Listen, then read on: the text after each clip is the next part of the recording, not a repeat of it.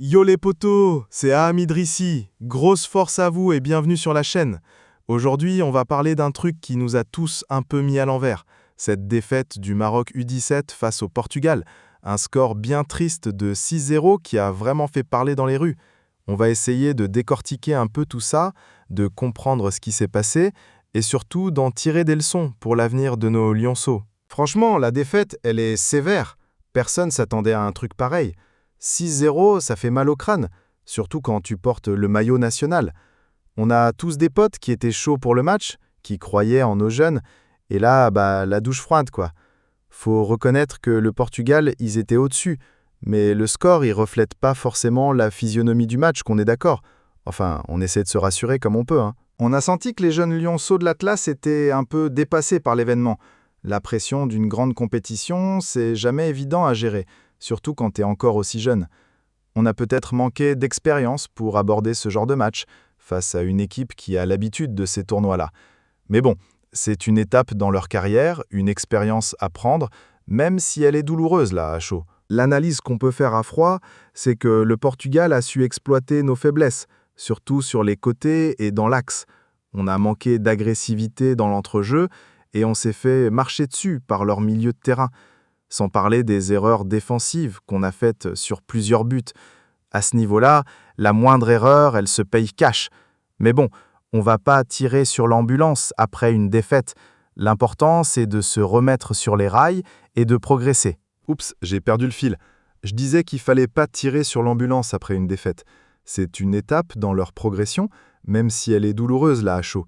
L'important, c'est de se relever, d'apprendre de ses erreurs et de se remettre au travail.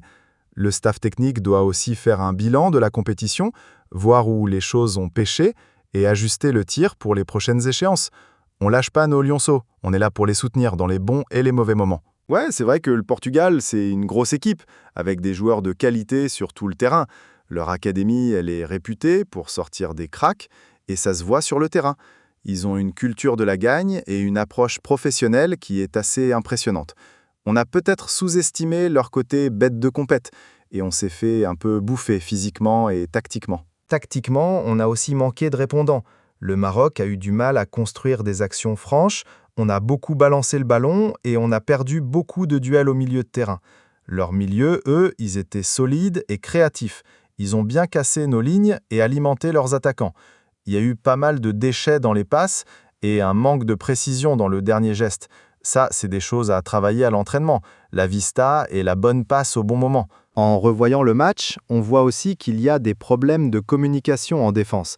Les joueurs se parlaient pas assez, il y avait des décalages, et ça a coûté des buts. La défense, c'est un collectif. Ça doit fonctionner comme une seule personne. Il faut se faire confiance, communiquer et savoir où est son partenaire pour se couvrir mutuellement.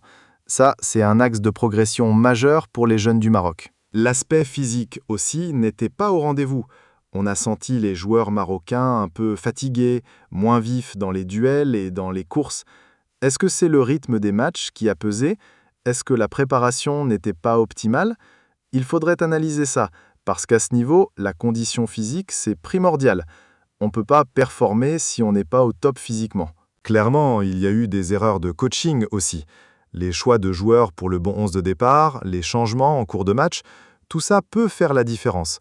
Peut-être que le coach n'a pas su adapter sa tactique aux forces et aux faiblesses de son équipe, ou qu'il n'a pas su trouver les mots pour remotiver les joueurs après les premiers buts. C'est un métier difficile, le coaching.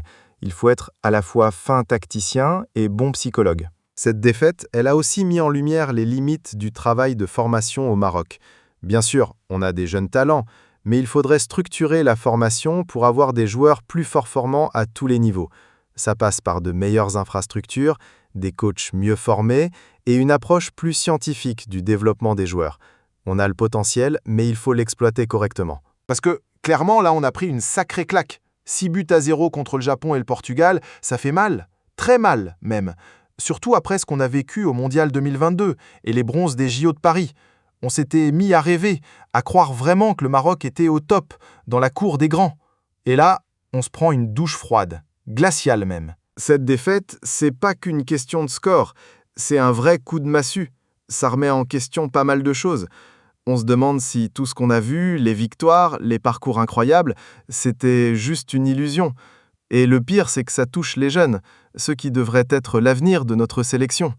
C'est super dur à encaisser, franchement. Le problème, c'est que cette défaite, elle arrive au pire moment, juste après les exploits des A et des U20. On était dans une bonne dynamique, on sentait que quelque chose de grand se préparait.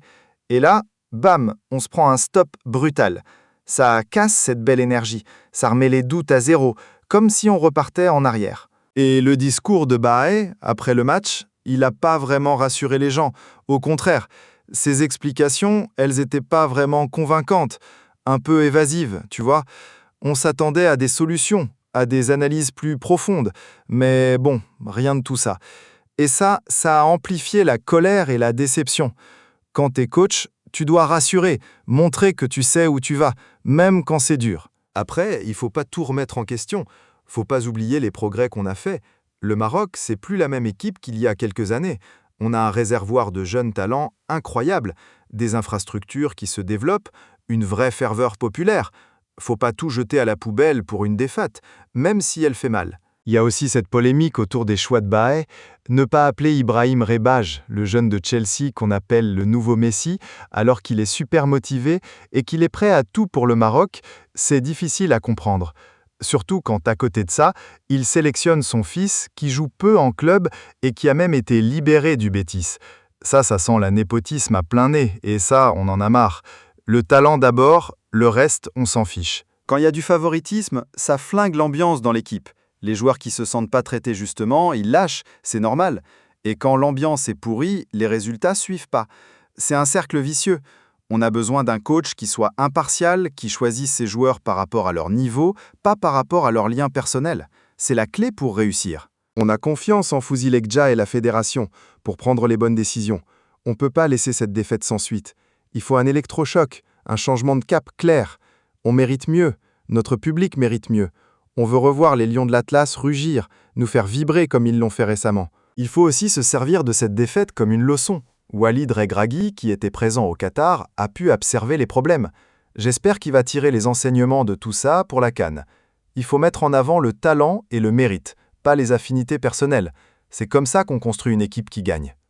Franchement, même si cette défaite, elle fait mal, il faut pas perdre espoir. Le foot marocain, il a de l'avenir. C'est juste une mauvaise passe. Il faut tirer les leçons de cette défaite, prendre les bonnes décisions pour repartir de l'avant. On compte sur nos joueurs et notre staff pour redresser la barre et nous rendre fiers de nouveau. On est tous unis pour le Maroc. Allez les Lions! C'était AM Idrissi, on se retrouve bientôt pour une prochaine vidéo.